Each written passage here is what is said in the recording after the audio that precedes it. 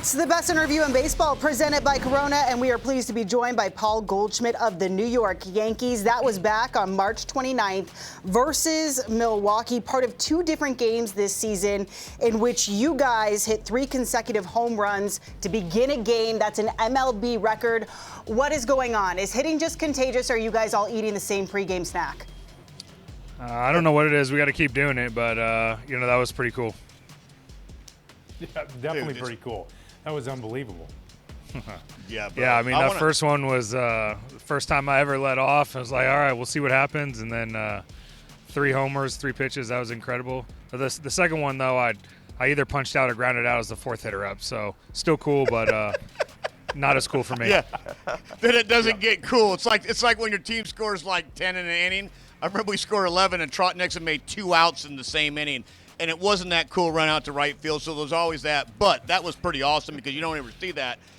Before we get into baseball, I don't think people know that, like, you came to Austin last year.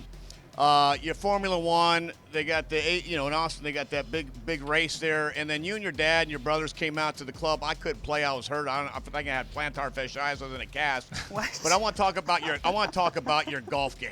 I want to talk about your golf game before we get into this baseball stuff, and your race car kind of love for that. Yeah, I did okay. I beat my brothers that weekend and my dad, so that was a good weekend. Yeah, they got me over Christmas break a little later, so it's always a good, friendly competition. But that was a lot of fun, and got to go out there and root on McLaren. McLaren's the Formula One team I root for with Zach Brown running the show over there. He is a big Cardinals fan, so I got to meet him when we went to London, and those guys are having another great year this year. And yeah, I love to play golf. I'm not very good, but it's fun to go out there and hang with the boys.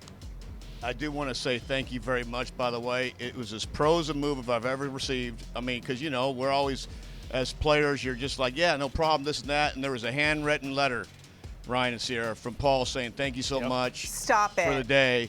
And it was as pro as it gets, handwritten. This wasn't like agent, and then my assistant to the assistant. It was from Paulie. It was awesome, a little gift certificate to a great steakhouse, and I want to say thank you for that because that was as pro as it gets, Paulie.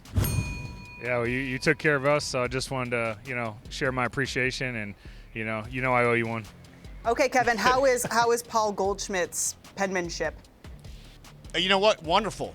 But I feel like Paul and I are brothers anyways because Coach Bouchon, who coaches my kids in select, is like Paul Goldschmidt, the biggest fan ever. And so we'd always talk about Paulie every weekend, good days, bad days. And most of it's always good because he rakes. But I've always felt this connection with you with Coach Boo. Yeah. Boo was my hitting coach in college. That was a while ago, but, still in that Austin area. And, a lot of connections there, still in Texas. And a great guy. And, love coming down and hanging out with you, too. Dude, Paul, I want to get back into this car racing stuff because I'm an avid drive fast kind of guy. Well, at least I was in my really years is. before I had 5 kids. It started with my parents' 72 Cutlass Supreme, later on to my own Mustang, and then a GS 400 Lexus, all kinds of stuff. What was your first car that you got that went really fast? I want to know this. After I won the MVP in 2022, I ended up getting the Shelby F-150.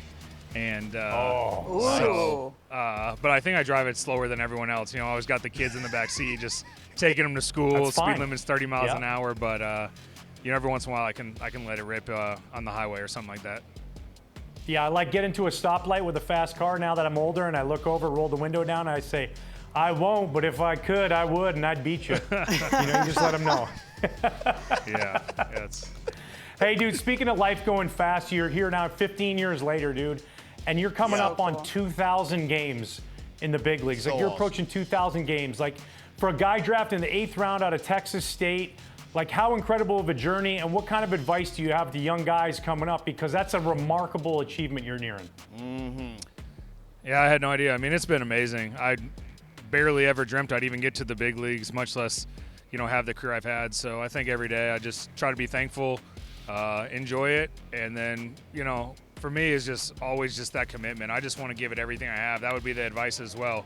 Obviously have fun, but just put everything you have into it. I still remember being in the minor leagues and never thought I'd still be playing, and I just wanted to give it everything I had and just kind of see what happened. And it's the same attitude now. I mean, I don't know what tomorrow holds. I don't know what the rest of this year holds, and just really stay focused on just showing up every day, playing hard, trying to win, and just enjoy it. And here we are 14, 15 years later, and just still thankful to get to be playing baseball. Amen. Amen to that. Yeah, Goldie, it's time for a Corona vibe check. How do you escape the daily grind on the field and unwind off of it? Well, on the off days I do like to play golf, although sometimes that just adds to the grind. So, we're not too smart, with that. But that would probably be my favorite thing to do, and just spend time with my family. Yeah, no doubt about it. Goalie, you're the ultimate pro. I mean, everybody's played with you. I remember Clay Buchholz telling me in Arizona you guys played, and there were some times that, you struggled, and he goes, bro, I saw him just put his helmet down, class every day, and just nothing, like wore it, and that's like a true pro is holding that, you know what I'm saying? And we all just want to snap. I want to ask you, last time that you have snapped, that you smashed the helmet, broke a bat, I don't care if it's at Texas State with Boo in the backfield, in the minor leagues, when's the last time that Goldie's just lost it? Definitely last year. In St. Louis, you could go down the stairs and kind of hide. Most big league ballparks, you can kind of disappear for a second, and nobody knows if we're just setting our helmet down or snapping. But every once in a while you need a good snap, but you can't let it happen too often, and it's got to be the right time, and depending on what's going on in the game. But sometimes you just got to let it out and then move on. So good. Goldie, thanks so much for yeah. joining us. It's a really big honor for me because I've been a fan of yours since I was cutting tapes back in Arizona as a production assistant.